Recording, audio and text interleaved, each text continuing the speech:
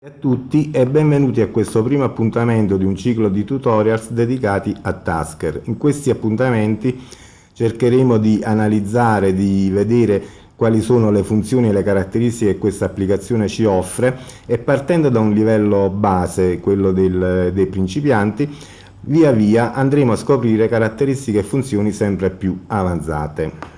Diciamo subito che Tasker è un'applicazione per sistemi operativi Android e si scarica da Google Play Store al costo di 2,99 €. Vi assicuro che è una cifra piuttosto irrisoria per un'applicazione di questo tipo, che consente di ottenere un elevatissimo grado di personalizzazione e di automazione dei nostri dispositivi. Comunque, per quanti non volessero già inizialmente investire nel programma, possono scaricare una versione gratuita, quindi una versione trial valida 7 giorni, direttamente dal sito dello sviluppatore, e vedete qui l'indirizzo in sovraimpressione. Comunque lo stesso indirizzo ve l'ho riportato anche nella descrizione del progetto. Bene, diciamo subito che Tasker è giunto alla versione 4.5 ed è supportato da una vasta platea di utenti avanzati che comunque ne analizzano continuamente le varie beta al fine di trovarne difetti, incompatibilità e quant'altro. Per questo si è potuto riscontrare che con la nuova versione di Android, la Lollipop, la versione di Android 5, ci sono vari utenti che lamentano appunto dei malfunzionamenti e delle incompatibilità dovute essenzialmente comunque alle nuove restrizioni e limitazioni introdotte nel sistema operativo di Google. Comunque lo sviluppatore sta lavorando abbastanza alacremente al fine di risolvere tutte queste incompatibilità ed a questo momento nel quale appunto stiamo registrando questo tutorial già rilasciato una quinta beta, quindi una versione 4.5.5 beta, sulla quale stanno lavorando sia lui che appunto tutti gli utenti più avanzati. Bene, detto questo, passiamo a vedere Tasker. Siamo qui nella schermata principale del programma e andiamo subito a configurarne le preferenze nel menu. Per accedere al menu occorre cliccare su quella icona a forma di 3 quadratini in fila che vedete sulla estrema destra dello schermo. Cliccando su questa icona andremo a scegliere dalla lista preferenze e qui cominciamo a vedere di che cosa si tratta. Bene, la schermata è divisa in 4 tab. Vedete, la prima è UI, poi abbiamo profili, poi abbiamo tasks e poi abbiamo miscellanea. Dunque, andiamo subito a configurare UI, che sarebbe l'interfaccia utente. Quando voi installate Tasker per la prima volta, sicuramente avrete attivata la Beginner Mode, che è la modalità principiante. Nelle intenzioni dello sviluppatore, questa modalità principiante dovrebbe facilitare l'approccio di una persona ancora inesperta al programma. Ma vi dico fin da subito che è inutile tenere abilitata questa beginner mode, perché altro non fa che nascondere all'utente molte delle funzioni più avanzate e caratteristiche di Tasker, per cui vi consiglio di disabilitare immediatamente la beginner mode. Andando avanti abbiamo delle impostazioni tipo animation, haptic feedback, tips, che possono essere tranquillamente lasciate così come proposte al programma.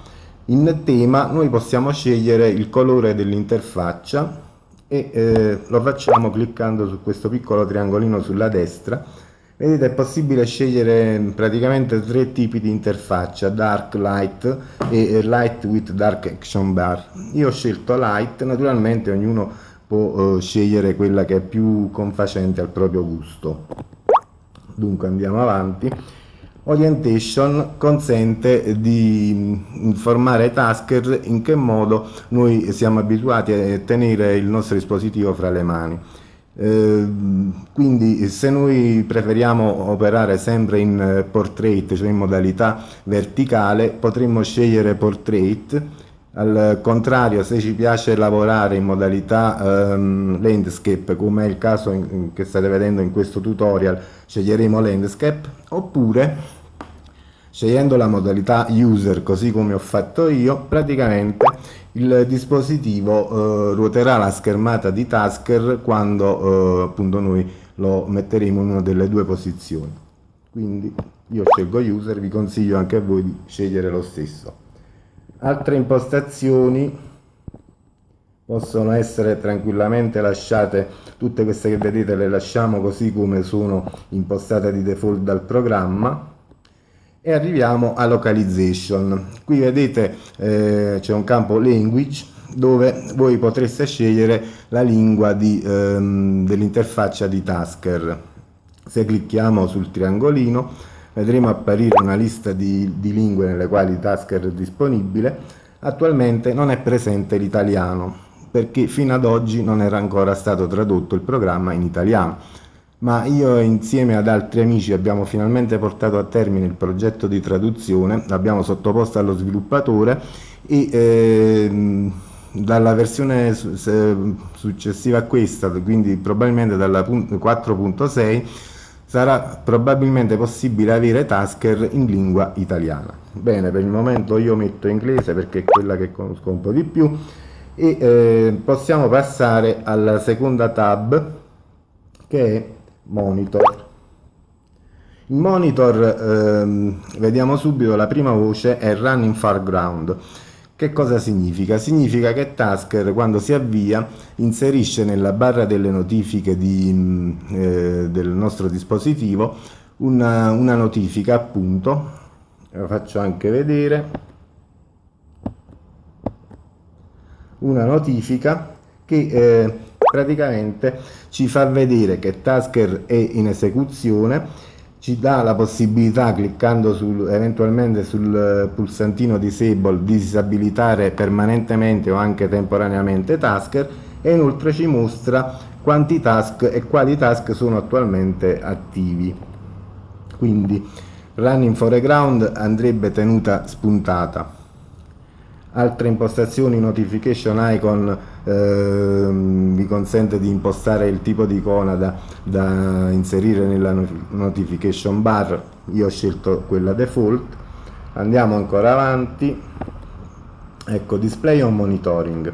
Allora, display on monitoring praticamente dice a Tasker ogni quanto tempo deve effettuare uno scan del sistema per vedere se alcuni servizi sono in esecuzione. Vi faccio un esempio, vediamo qui bit scan seconds impostato su 120 secondi. Questo dice a Tasker di effettuare una scansione del sistema ogni 2 minuti per vedere se il nostro Bluetooth è attivo o meno. La stessa cosa diremo per Wi-Fi scan e così via.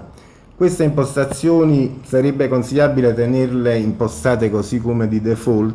Comunque, se voi avete particolari esigenze, quindi magari volete allungare o accorciare i tempi di queste scansioni, potete tranquillamente farlo. Una precisazione voglio fare riguardo a questa icona a forma di punto interrogativo che potete vedere qui sulla destra. Naturalmente già avete capito che si tratta di un help in linea, infatti cliccando sopra appare una schermata che ci indica a che cosa serve quella determinata impostazione. Per ora la leggete in inglese e dalla prossima versione l'avrete anche in italiano. Andiamo avanti.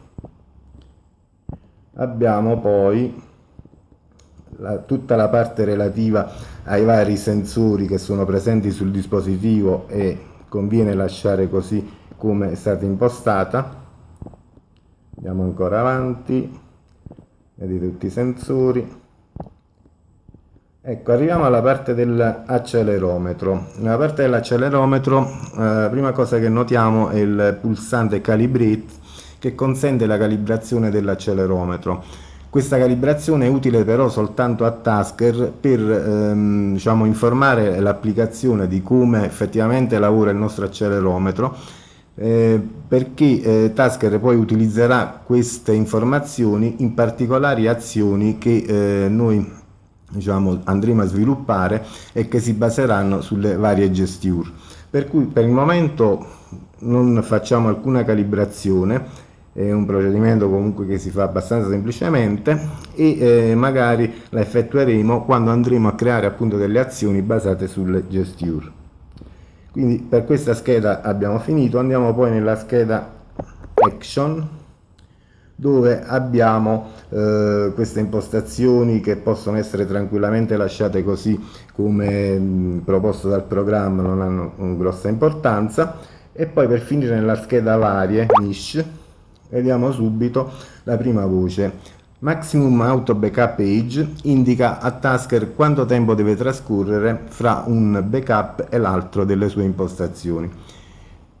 Voi potreste anche scegliere di non effettuare alcun backup, e qui infatti vedete che la prima voce della lista comparsa è No Auto Backups. Vi consiglio però di invece scegliere un tempo di backup, perché in questo modo siete sicuri di avere tutti i vostri progetti, tutti i vostri task, i vostri profili che avete faticosamente creato finora salvati in un posto, e quando malauguratamente dovesse servirvi di dover reinstallare Tasker oppure un crash di sistema o qualcosa vi fa perdere tutti questi profili, voi sapete che li avete già salvati e quindi potete ripristinarli. Io ho messo un giorno, anche perché in effetti si tratta di backup che comprendono essenzialmente dei file di testo, sono dei file XML, e ogni backup non prende più di 1-2 mega, per cui non è un grosso spazio che occupa sul nostro dispositivo. Andiamo poi ecco, magari diamo anche uno sguardo ad Allow External Access, che è un'impostazione al momento di default Tasker non la abilita, che comunque andrà abilitata quando andremo diciamo, verso impostazioni un po' più avanzate. Questo consente a Tasker di interagire con determinati plugin e con determinate applicazioni, per cui in quei casi noi dovremo comunque abilitare questa impostazione. Reduce Resource Usage, lo dice stesso il nome, consente a Tasker di mantenere un basso impatto sulle risorse di sistema. Andiamo ad App Factory. App Factory è una piccola applicazione sviluppata sempre dal programmatore che ha appunto sviluppato Tasker, che va installata dopo Tasker, ed è un'applicazione, anzi più che un'applicazione io la chiamerei più che altro un plugin, perché non funziona al di fuori di Tasker, e diciamo allora è un plugin che consente di trasformare qualsiasi vostro progetto che avete compilato in Tasker in una vera e propria applicazione installabile anche in dispositivi che non sono i vostri.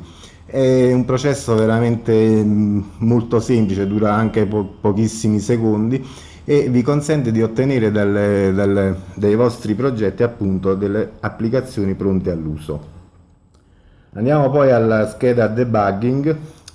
Debugging di default nessuna delle tre opzioni è di default spuntata da Tasker, però io vi consiglio di mettere quantomeno la spunta sull'ultima delle tre voci Pop-up Errors Warnings, che consentirà di visualizzare a schermo, quando si avvia Tasker, un log contenente eventuali errori che sono intercorsi, che sono avvenuti in alcune azioni per le quali appunto a mezzo di questi errori non funziona. Quindi potrete avere un feedback visivo del perché diciamo queste vostre azioni non funzionano. Per quanto riguarda la configurazione del menu abbiamo finito. Torniamo un attimo indietro giusto per spiegarvi due piccoli trucchetti molto semplici, molto intuitivi. Come vedete qui in alto a sinistra abbiamo una icona, l'icona di Tasker, che se tenuta premuta, se si fa un long click su di essa, ha la funzione di disabilitare, anche come abbiamo visto prima nel tastino disable della barra delle notifiche, di disabilitare Tasker. Naturalmente considerate che quando voi andate a disabilitare Tasker, nessuna delle azioni che voi avete programmato funzionerà, quindi diciamo questo va fatto solo quando realmente ve ne è una necessità. E un'ultima cosa che vi voglio dire riguarda la barra degli strumenti inferiore. Come vedete, nella barra degli strumenti inferiore sono presenti tre icone: una lente di ingrandimento, un simbolo più e un punto interrogativo. Bene, se noi andiamo a cliccare, facciamo un long click su una di queste tre icone, Tasker ci apre una serie di directory, potremmo dire di caselle. Nel mio caso una serie di caselle perché io ne ho create già tante, però voi ne avrete almeno una, cioè quella con la casetta, la casella home. Che cosa sono queste caselle? In effetti sono delle vere e proprie cartelle nelle quali voi potete andare a conservare i vostri progetti, i vostri task ordinati per tema, cioè ogni volta che voi fate dei progetti e le cose, Tasker, nelle schermate di Tasker aumentano notevolmente tutte le, diciamo, le voci, per cui ecco, magari voi avrete una schermata del genere, per cui è poco comodo. Invece in questo modo noi possiamo tranquillamente ogni qualvolta facciamo un nuovo progetto, inserirlo in una cartella specifica. Per dirvi, io per esempio ho questa cartella Night Mode, dove appunto voi vedete due profili e nella sezione dei task i 4 task che io ho associato a questi profili. Queste cartelle possono essere create e cancellate a piacere, basta cliccare su una di esse, fare un long click su una di esse e vedete che potete scegliere se aggiungere una nuova casella, se cancellarla, se esportarne il contenuto e così via. Per esempio, se io ora ne volessi aggiungere una, si apre qui che mi dice di scrivere un nome. Io in questo caso scriverò ad esempio 1 per dire, e la vado a salvare. Ecco, ho creato la mia nuova casella che naturalmente è vuota e quindi diciamo, potrò metterci tutti i profili e i task che io voglio. Bene, per quanto riguarda il primo tutorial per oggi è veramente tutto, vi do appuntamento al prossimo, dove cominceremo ad andare più nella sostanza del programma e cominceremo a vedere cosa sono i profili, cosa sono i tasks e così via. Bene, allora appuntamento alla prossima volta.